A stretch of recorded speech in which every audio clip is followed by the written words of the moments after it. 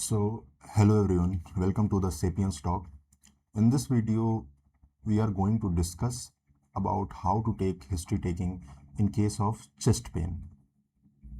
So, basically हम इस video में डिस्कस करेंगे कि चेस्ट पेन के साथ अगर कोई पेशेंट आता है तो हमारा क्या माइंडसेट होना चाहिए उसको लेकर के हम कैसे उसकी हिस्ट्री लेते हैं देखते हैं। फॉर एग्जांपल कोई भी पेशेंट अगर चेस्ट पेन के साथ आ रहा है सो फर्स्ट स्टेप इज़ आपके दिमाग में तुरंत उसके क्या क्या डिफरेंशियल्स होंगे वो रन करने चाहिए। Okay, so differentials first step is this कि आपको डिफरेंशियल्स पता होने चाहिए पूरे चेस्ट पेन के क्या क्या पॉसिबल डिफरेंशियल्स हो सकते हैं। सेकेंड स्टेप कि we will ask some questions to elaborate that chest pain which is happening to the patient, हम जिसको हम बोलते हैं हिस्ट्री टेकिंग, और इसके थ्रू हम पेशेंट को हो रहे चेस्ट पेन को प्रॉपरली इलेबोरेट करेंगे स्टेप वाइज मैनर में। So this is the second step of history taking. Then third step is asking negative history which is very important step. Negative history, what is the purpose? Through this negative history हम जो other differentials हो रहे हैं या other causes हो रहे हैं उसको रूल आउट करके एक स्पेसिफिक कॉज पे पहुंचते हैं और finally we will make the diagnosis.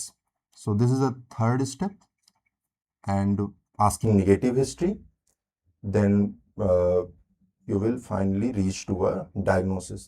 So basically this is the flow of taking history to the patient of chest pain. First step क्या होना चाहिए कि आपको डिफरेंशियल्स पता होने चाहिए, then you will ask some questions, that is हम जिसको बोलते हैं history taking, then we will consider some negative history to rule out some other causes and then finally come to a diagnosis.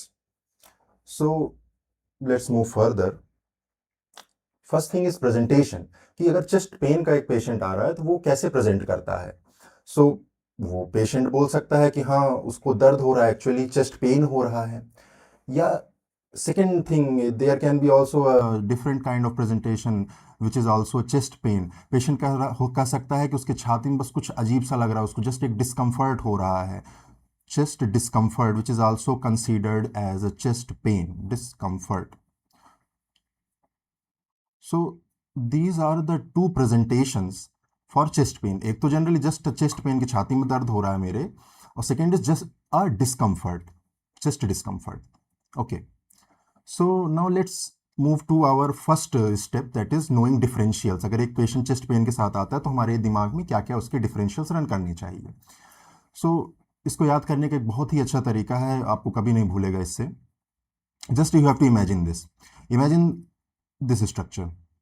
Just chest pain कहाँ हो रहा है? Chest pain हो रहा है आपके चेस्ट में, छाती में। तो आपको जस्ट इमेजिन करना है चेस्ट को। This is a chest, break down into three parts. First is central part, this is okay mediastinum, first part. Second part consider as lung and pleura, and third part आपको consider करना होगा musculoskeletal, the rib cage. So divide chest into three parts में तोड़ दो। First mediastinum, second lungs and pleura, and third is musculoskeletal system. Okay, then fourth consider करना है आपको brain. अभी बताता हूँ क्या इसका सिग्निफिकेंस है ब्रेन। सो ये हो गया fourth part. So break this structure into four part में हमने इसको ब्रेक कर दिया। अब देखते हैं इससे क्या क्या निकलता है। तो सबसे पहला स्ट्रक्चर हम मीडियास्टिनम की बात करते हैं। So here is a mediastinal structures. अब इसके रिस्पेक्ट में हमारे कुछ कुछ कॉजेज होते हैं जिसकी वजह से चेस्ट पेन होता है। देखते हैं। सबसे पहले एओर्टा। एओर्टा की बात करें तो इसमें दो कॉजेज आते हैं जिसकी वजह से चेस्ट पेन हो सकता है।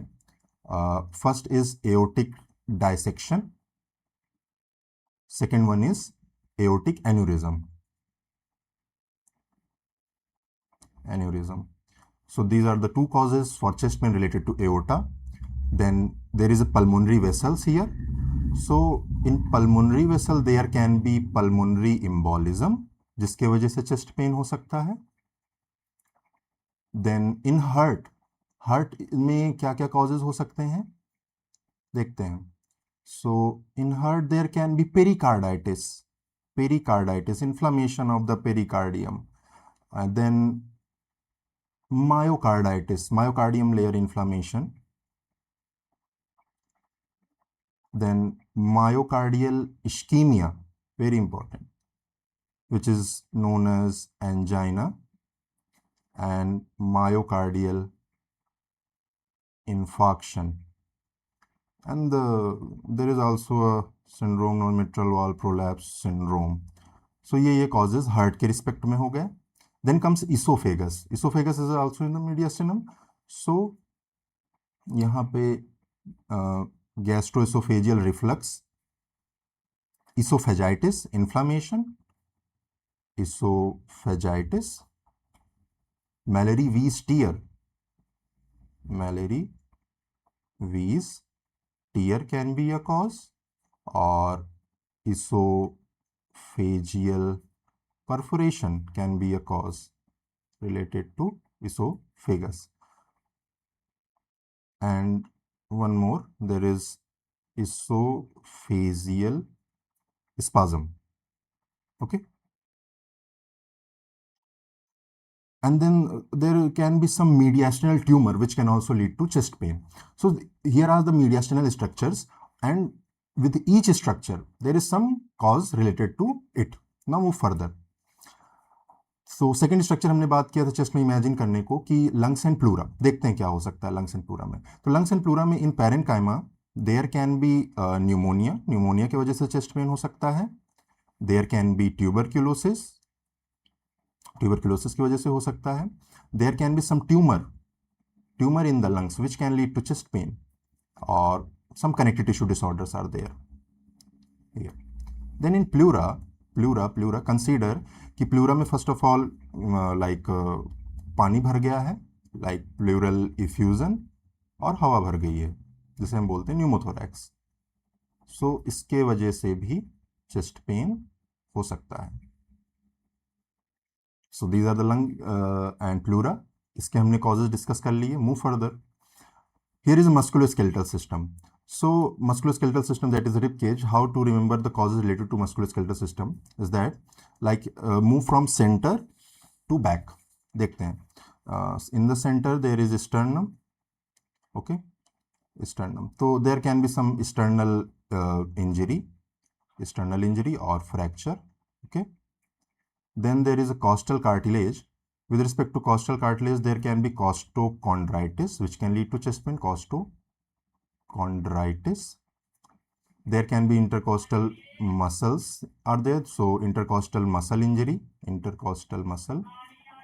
injury. And there are ribs में like again fracture हो सकता है ribs में, उसकी वजह से chest pain होगा. Then intervertebral disc fracture और prolapse हो सकता है. Okay, so ये structures हो गए. So okay, one thing I also like to add here कि आप देख सकते हैं कि ये मीडियास्टिनल स्ट्रक्चर्स जो होते हैं सेंटर में होते हैं, चेस्ट के सेंटर में होते हैं. तो मोस्टली जो इनकी वजह से चेस्ट पेन प्रोड्यूस होता है वो सेंटर ऑफ द चेस्ट में देखने को मिलता है. वेयर एज अगर चेस्ट पेन प्रोड्यूस हो रहा है due to some causes which are link to lungs and pleura, तो वो चेस्ट पेन पेरिफेरल रीजन्स में होता है, लैटरली होता है, ना कि सेंटर में होगा. देन आल्सो मस्कुलोस्केलेटल सिस्टम के बारे में एक बहुत ही फेमस चीज़ ये है कि पोस्चरल वेरिएशन देखने को मिलता है. आप बेंड होंगे लैटरली, फॉरवर्ड बेंड होंगे, तो इसकी वजह से पेन बढ़ जाता है अगर वो पेन मस्कुलोस्केलेटल सिस्टम की वजह से है. Okay, so move further. हाँ, मैंने एक और चीज़ बताई थी कि there is some causes related to brain. So what is that? That is psychogenic. Chest pain can also be psychogenic. Okay, move further. Now again see this chart. So basically here. So again it is divided into, जैसे कि मैंने बताया पहले, cardiac हो सकता है, mediastinal structure cardiac, mediastinal structure second aorta, mediastinum में आपका इसोफेगस होगा, एंड मीडियास्टिनम में हमने देखा पल्मोनरी वेसल्स हैं, and other like mediastinal malignancy is there. So cardiac में हमने देखा ischaemia, angina, okay, infarction, myocarditis, pericarditis, mitral valve prolapse syndrome. In aorta, dissection and aneurysm. Two causes in esophagus: esophagitis, esophageal spasm, Mallory Weiss, perforation and reflux. Pulmonary embolism, I told you.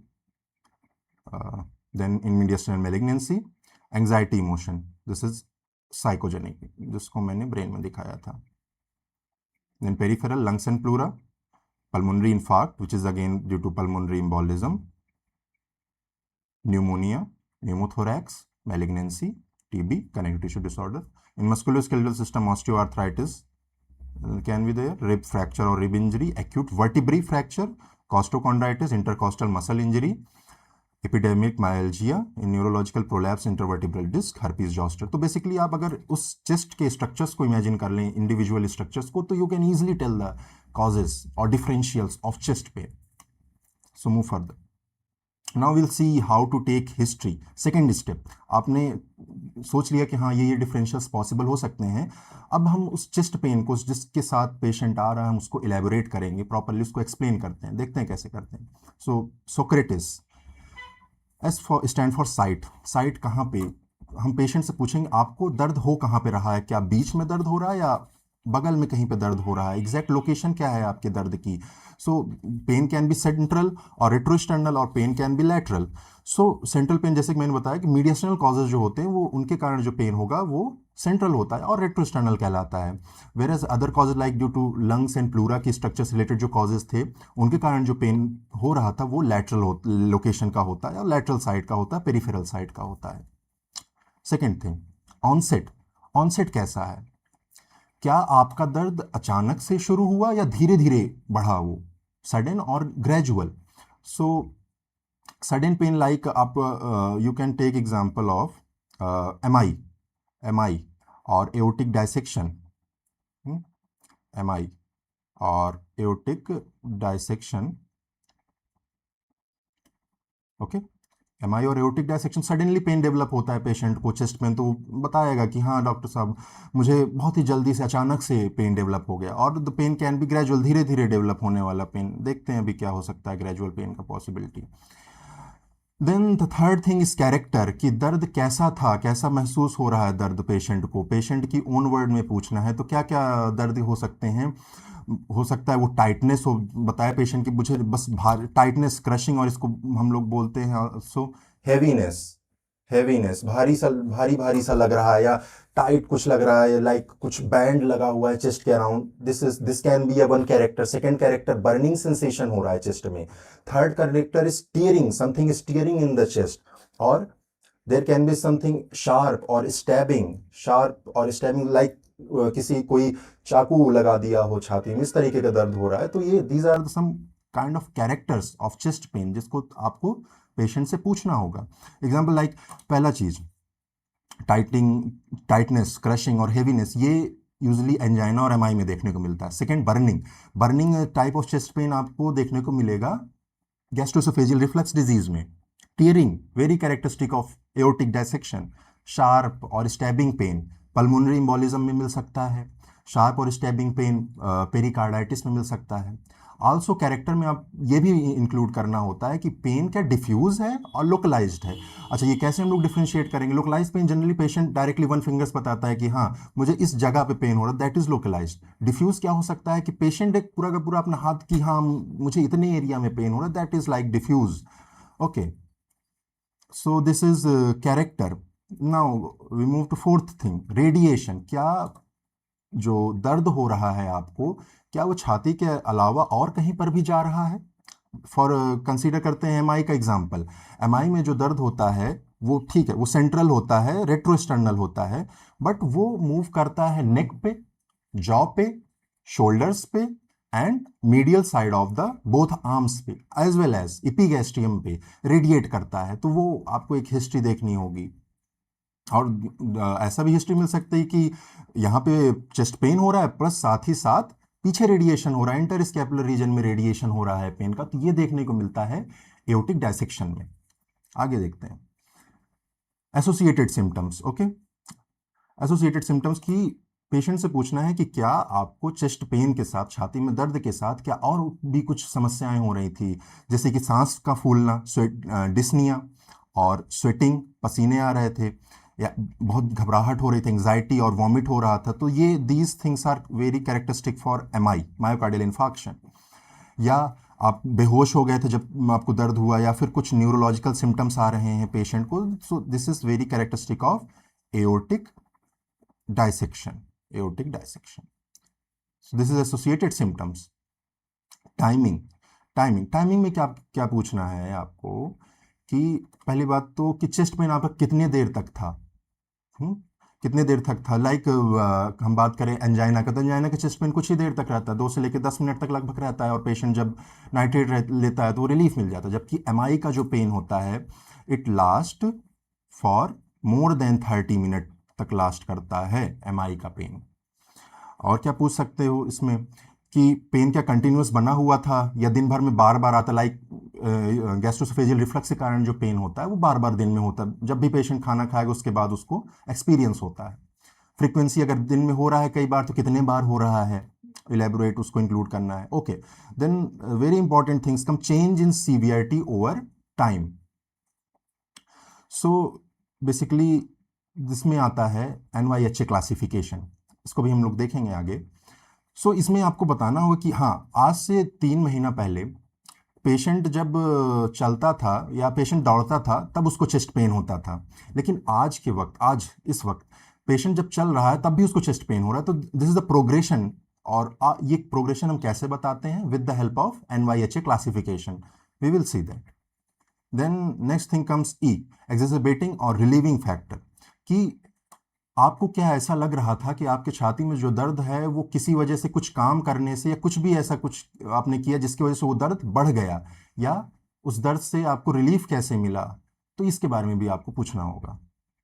What versus the pain activities, basically exertion. Okay, so exertion से अगर आपने, like patient कह रहा है कि हाँ मैंने कुछ हैवी वेट उठाया था या मैंने रनिंग करना शुरुआत किया तो उसके बाद मुझे चेस्ट पेन डेवलप हो गया, that is exertion. Exertion patient ने किया और उसको चेस्ट पेन डेवलप हो गया। सो this is very characteristic for angina.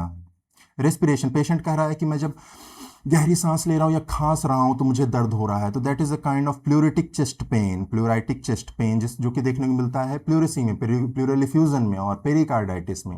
Position, patient कह रहा है जब मैं लेटता हूँ तो मुझे तब मेरा दर्द बढ़ता है, तो ये this is very characteristic of pericarditis. Drugs, there are some drugs which can cause relief to the chest pain, like nitrates. Patient बताएगा कि मैंने ये ड्रग ली, लाइक नाइट्रेट ली, तो मुझे चेस्ट पेन में आराम मिल गया, तो that is what, angina. Okay, now move to severity. So आपको सीवियरिटी बतानी होगी। सीवियरिटी में basically there is mild, moderate, severe. So when you will call the chest pain as severe, तो बेसिकली पेशेंट से पूछना है आपको कि क्या आपको जब चेस्ट पेन हो रहा था, छाती में दर्द हो रहा था, कुछ काम कर पा रहे थे एकदम, कि एकदम ही आप बैठ गए थे, बहुत जोर से दर्द हो रहा था, इतना तेज से दर्द हुआ कि आप एकदम एक जगह बैठ गए, तो अगर ऐसा हिस्ट्री मिल रहा है तो you will call that pain as severe. Okay, so pain score 0 to 10 पे आप स्कोर कर सकते हैं पेन को, and day to day variation भी पूछा जा सकता है। This things are there. So this is Socrates. In this way you will take history for chest pain. S is site की, पेशेंट से पूछना है कि आपको दर्द कहाँ पे हो रहा है, बीच में हो रहा है कि बगल बगल में हो, साइट हो गया। सेन ऑनसेट, अचानक से दर्द शुरू हुआ या धीरे धीरे दर्द बढ़ा। कैरेक्टर, दर्द कैसा लग रहा है आपको, कैसा महसूस हो रहा है दर्द। देन रेडिएशन, क्या दर्द छाती में के साथ साथ और भी किसी जगह पर जा रहा है। देन कम एसोसिएटेड सिम्टम्स, क्या छाती में दर्द के साथ साथ आपको और भी कुछ समस्याएं हो रही हैं। देन टाइमिंग, कि जो दर्द था आपका कितनी देर तक बना रहा, क्या वो दर्द हमेशा लगातार बना रहा है या बीच में बार बार एपिसोडिक होता है, बार बार दिन में होता है, और अगर बार बार दिन में होता है तो कितनी बार होता है वो जो है। And then over a period of time या over a period of week, over a period of month, उसकी क्या प्रोग्रेशन रहा है चेस्ट पेन का। Then comes exacerbating and relieving factor, क्या आपको ऐसा कभी लगा कि कुछ चीज करने से या कुछ भी मूवमेंट करने से आपका जो पेन है वो बढ़ रहा है, या किसी चीज से आपके पेन में आराम मिल जा रहा है, तो वो चीज बताइए। Then come severity. So in this way we will elaborate that chest pain. Now see this important thing, NYHA classification. So NYHA classification is basically for 4 symptoms. First one is chest pain, second is dyspnea, fatigue and palpitation. So NYHA classification basically इन 4 symptoms के लिए describe किया गया है, और ये 4 symptoms basically due to some heart condition की वजह से अगर हो रहे हैं। सो देखते हैं। So class 1, class 2, class 3 and class 4। So class 1 says कि there is no limitation during ordinary physical activity. तो पेशेंट ऑर्डिनरी कोई भी फिजिकल एक्टिविटी कर रहा है उसकी वजह से उसको कोई लिमिटेशन नहीं हो रहा. तो फर्स्ट ऑफ ऑल हम देखते हैं कि ऑर्डिनरी फिजिकल एक्टिविटी क्या होती है.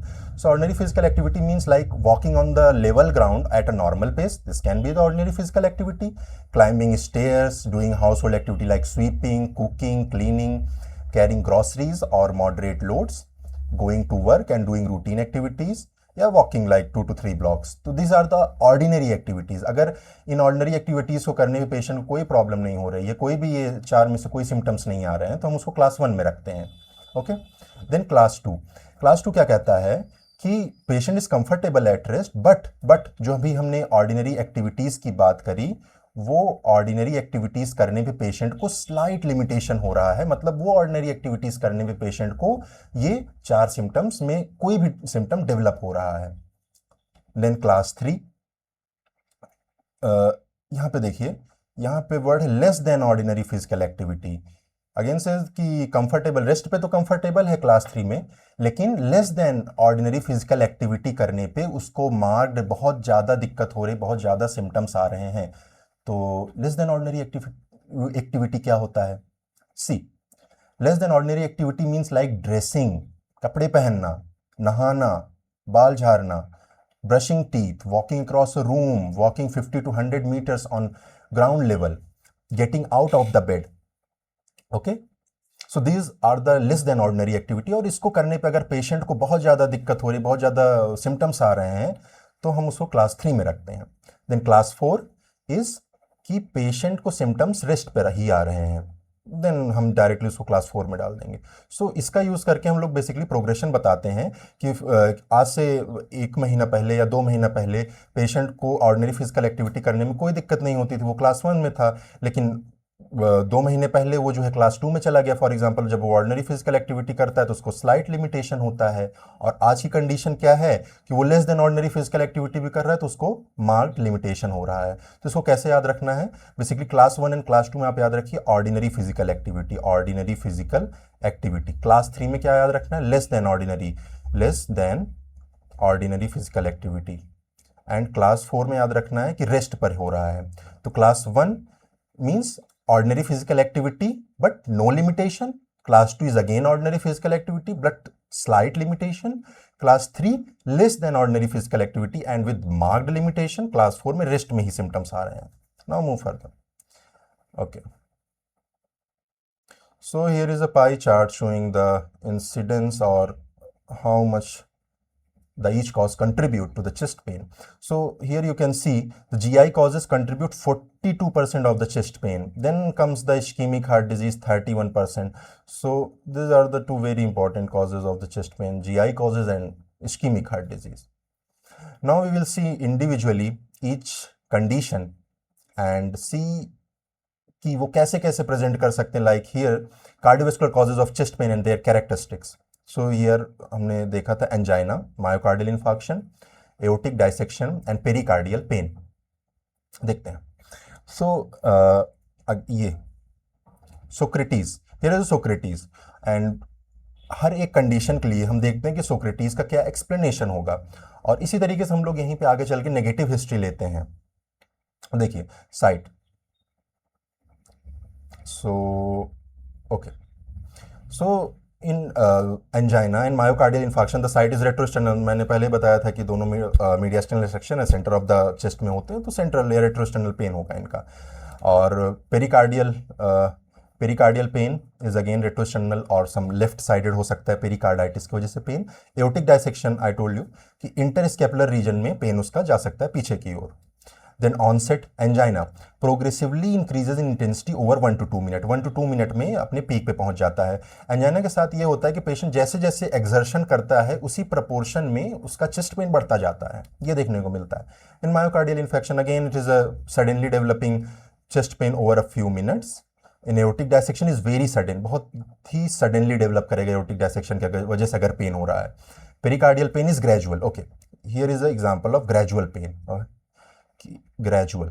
ओके, पेरिकार्डाइटिस की वजह से जो पेन होता है वो ग्रेजुअली डेवलप करता है, सडनली डेवलप नहीं करेगा. And then character angina is again constricting heavy tightness sensation or band like sensation around the chest. Again for myocardial infarction it is constricting type or heavy type chest pain. aortic dissection में tearing pain होता है heart chest पे. in pericardial pain is sharp pain. pericardial is sharp pain. pericarditis pain is sharp, stabbing और pleuritic भी हो सकता है, very important thing, pleuritic. So pain due to pericarditis can be pleuritic हो सकता है, मतलब डीप इंस्पिरेशन करने पे या कफिंग करने पे एक्सेसरबेट कर रहा है पेन, तो that is called as pleuritic pain. Then radiation angina का पेन कहाँ, जैसे कि मैंने बताया था, neck, jaw, shoulders, arms, sometime arm, neck, epigastrium में भी जा सकता है एंजाइना का pain. Again same for MI, arms, neck, jaw, sometime इपीगैस्ट्रियम.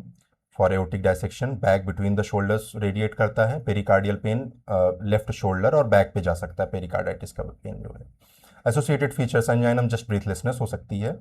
Myocardial infarction में क्या क्या हो सकता है, स्वेटिंग हो सकती है पेशेंट को, साथ में nausea, vomiting, breathlessness, feeling of impending death. Note this word, angor animi. पेशेंट को ऐसा लगता है कि वो बस मरने वाला है, which is called as feeling of impending doom और impending death, also known as angor animi.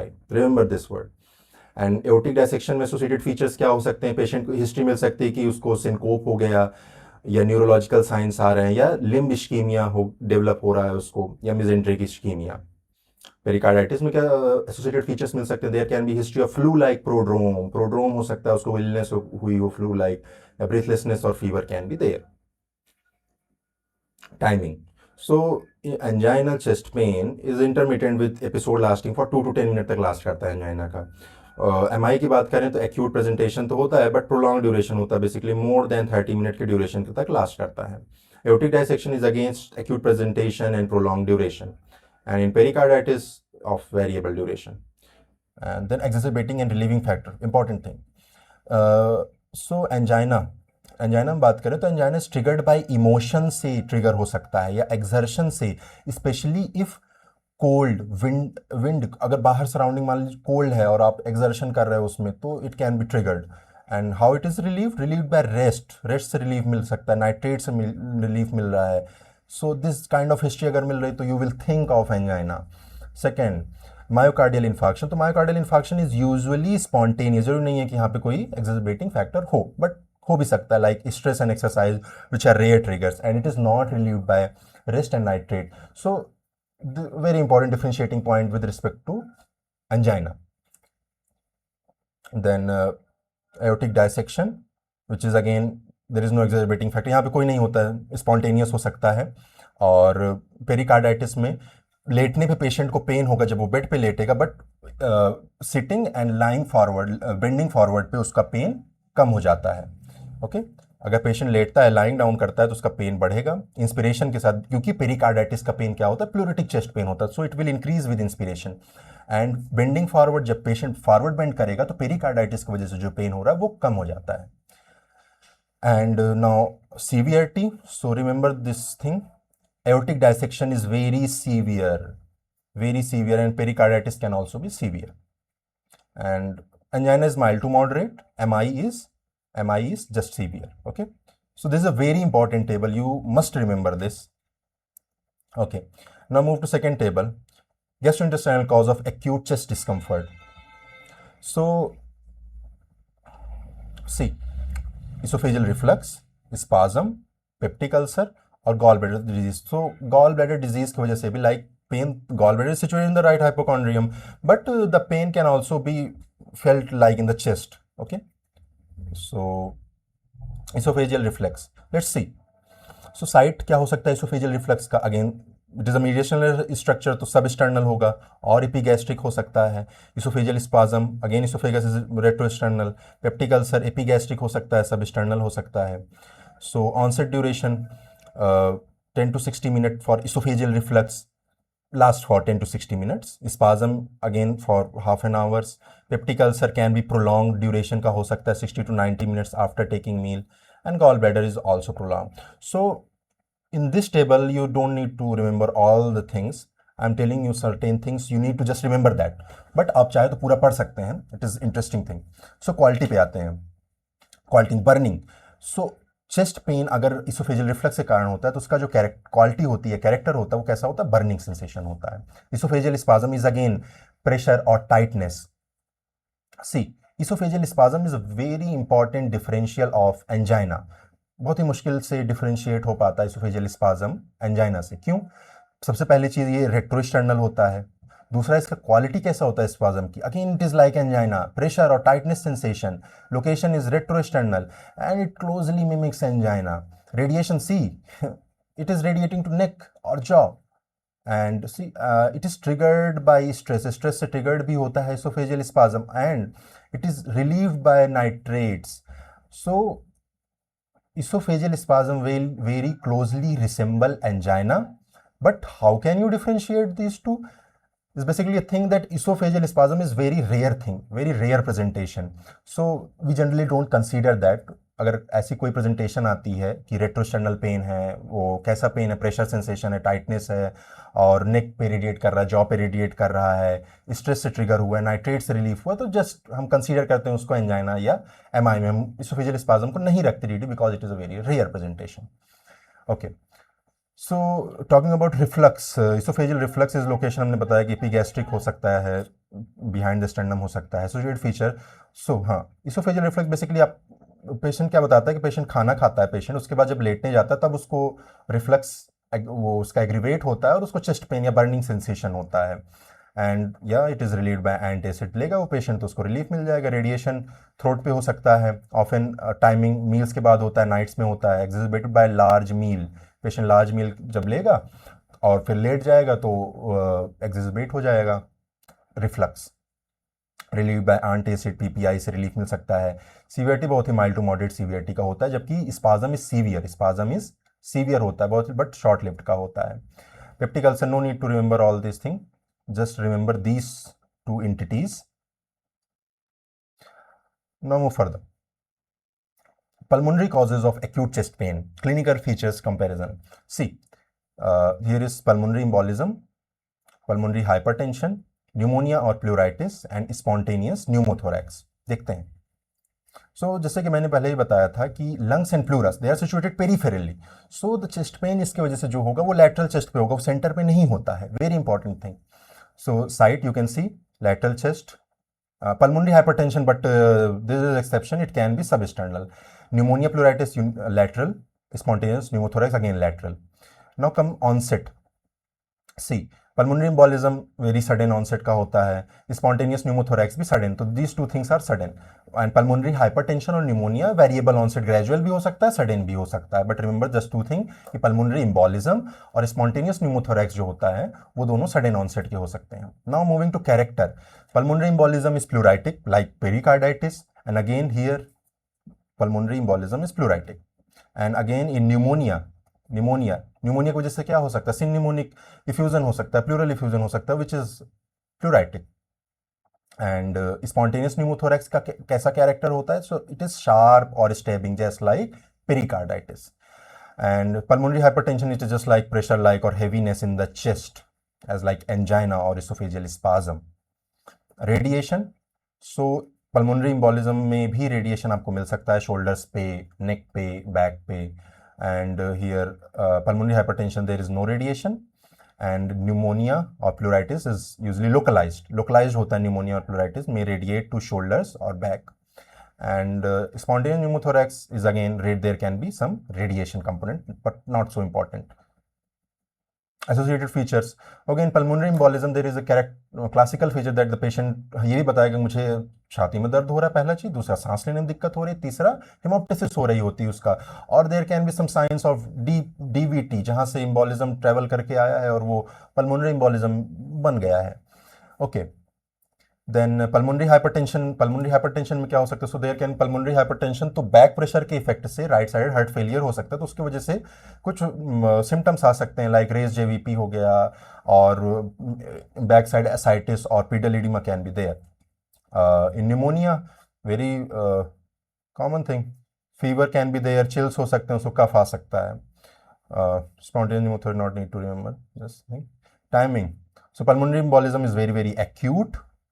And again here spontaneous pneumothorax is again acute. Rest these two are variable हो सकते हैं, ग्रेजुअल भी हो सकते हैं, सडन भी हो सकते हैं. Exacerbating or relieving factor.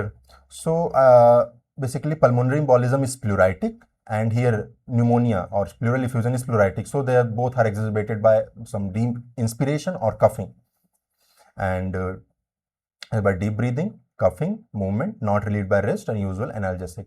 And pulmonary hypertension is exacerbated by exertion. से exacerbate हो सकता है pulmonary hypertension भी, just like angina. So same deep breathing, pleurity because it is pleuritic. Exacerbated movement. This is spontaneous pneumothorax. Severity. So here it is severity. Lungs and pleura के case में उतना important नहीं होता है. You can remember this. Okay. Now we move to further. Pleuritic chest pain, तो where you can find pleuritic chest pain, कहाँ कहाँ पे हो सकता है? प्लूराटिक चेस्ट पेन आप पेरिकार्डाइटिस में हो सकता है, pleuritic chest pain pleural effusion में हो सकता है, pleuritic chest pain pulmonary embolism में भी हो सकता है. Now there is neuromuscular causes of acute chest discomfort and psychological causes. No need to remember, इसको आपको याद करने की जरूरत नहीं है. Just remember the causes: costochondritis, cervical disc disease, that is intervertebral disc prolapse, trauma or strain, any kind of trauma to the sternum, trauma to the ribs, or then can be herpes zoster infection, dermatomal type. Psychogenic, emotional and psychiatric conditions. No need to remember this. Just if you want, you can study that. Okay, so here is a very important table to differentiate ischemic cardiac chest pain with non-cardiac chest pain. Let's see. So again, here is written location, radiation, character, precipitating factors, relieving factor, associated features. तो इसके basis पे हम ये कुछ very important table, ये generally viva में बहुत पूछा जाता है, देखते हैं. सो अगर इस्कीमिक कार्डियक चेस्ट पेन होता है तो उसकी लोकेशन कहाँ पे होती है? जो सेंट्रल होता है, वो डिफ्यूज होता है. जबकि अगर नॉन कार्डियक चेस्ट पेन है तो यूजुअली पेरीफेरल या पेरीफेरल होता है, लोकलाइज्ड होता है, it is not diffuse. Second thing, radiation. Ischaemic cardiac chest pain radiate, I told you, like here in the chest, center of the chest, then epigastrium, neck, jaw, shoulder, both, then arms, medial side of the both arms. Where non-cardiac chest pain में there is no radiation. What is the character? Ischemic cardiac chest pain character कैसे? Tight, squeezing और choking type. जबकि non cardiac अगर chest pain हो रहा है तो sharp होगा, वो स्टैबिंग होगा, कैचिंग होगा. Precipitating factor, so you know, precipitated bye exertion. जो इस्कीमिक कार्डियक चेस्ट पेन होगा वो एक्सर्शन से प्रेसिपिटेट होता है, इमोशन से प्रेसिपिटेट होता है. बट ऐसी कोई भी हिस्ट्री नहीं मिलेगी आपको अगर वो पेन नॉन कार्डियक कॉज की वजह से हो रहा है. दैट इज स्पॉन्टेनियस हो रहा है, not related to exertion, provoke by posture, respiration, palpation से, लाइक अगर मस्कुलोस्केलेटल सिस्टम में कोई इंजरी हुई है, उसके वजह से चेस्ट पेन हो रहा है, and you go to palpate that area, there can be some tenderness to the palpation. Okay. Relieving factor, yeah. So angina chest pain, quick response to nitrate, जबकि not relieved by rest. Non cardiac chest pain होगा वो rest relief नहीं होगा, और no response to variable और no response to nitrate. Then associated feature, there can be associated breathlessness with ischaemic cardiac chest pain. But अगर non cardiac chest pain हो रहा है तो अब लाइक अगर कोई रेस्पिरेटरी कॉज, लाइक हमने लंग्स और प्लूरा के रिस्पेक्ट में जो कॉजेज डिस्कस किए, तो उसके साथ साथ कुछ रेस्पिरेटरी सिम्टम्स मिल सकते हैं. हमने जो इसोफेजस रिलेटेड कॉज डिस्कस किए थे उसमें कुछ उसके साथ साथ एसोसिएटेड में कुछ जीआई फीचर्स मिल सकते हैं, और मस्कुलोस्केलेटल सिस्टम में कुछ लोकोमोटरी फीचर्स मिल सकते हैं, और साइकोलॉजिकल एसोसिएटेड हो सकते हैं features.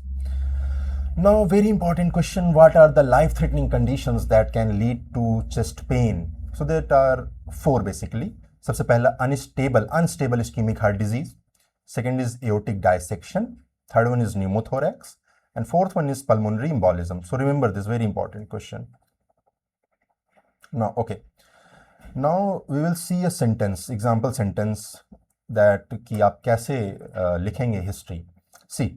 History was given by the patient himself, and it seems to be reliable. According to him, he was apparently asymptomatic 2 days back when he developed severe diffuse heaviness sensation in the center of the chest while resting on bed, lasting about 45 to 50 minutes, radiating to neck and left shoulder, associated with dyspnea and anxiety. There is no exacerbating or relieving factor. Let's see. So यहाँ पे क्या क्या लिखे गए हैं देखते हैं. So apparently asymptomatic to here suddenly. So suddenly, what is suddenly? This is onset है, ये onset हमने बता दिया. Develop severe, तो हमने severity बता दी यहाँ पे, severity. Diffuse हमने बता दिया. Heaviness sensation, this is character हमने बता दिया कैसा है हमारे चेस्ट पेन का. Center of the chest हमने साइड बता दी. And lasting about for duration, this is duration. ये ड्यूरेशन हो गया हमारा, duration. Here is a radiation, this is a radiation, radiation.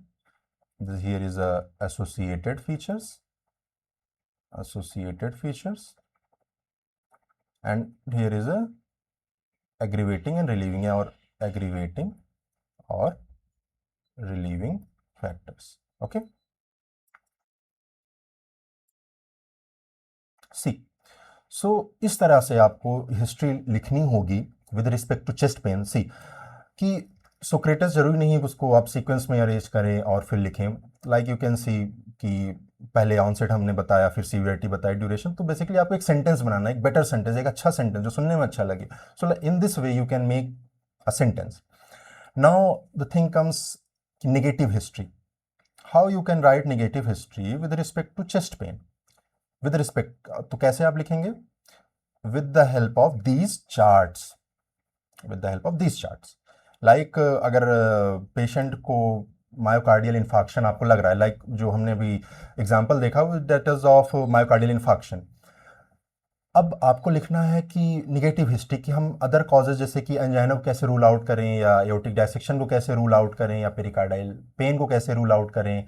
तो just go through these points, and जो points इसमें लिखे हुए हैं जस्ट पुट उसके पहले लगाइए there is no history of that thing. For example, there is no history of relieve with nitrate.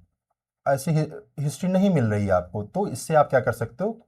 आप रूल आउट कर रहे हो एंजाइना को with from MI. And for example आपको पेरिकार्डाइटिस रूल आउट करना है, तो आप क्या लिख सकते हो?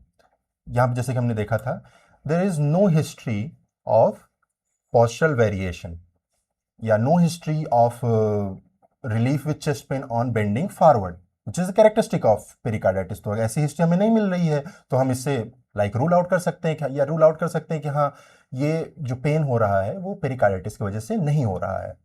Okay, so in this way you will write negative history for other differentials. Okay, so thanks for watching this. If you found this video helpful, please go do like, share and subscribe. Thank you.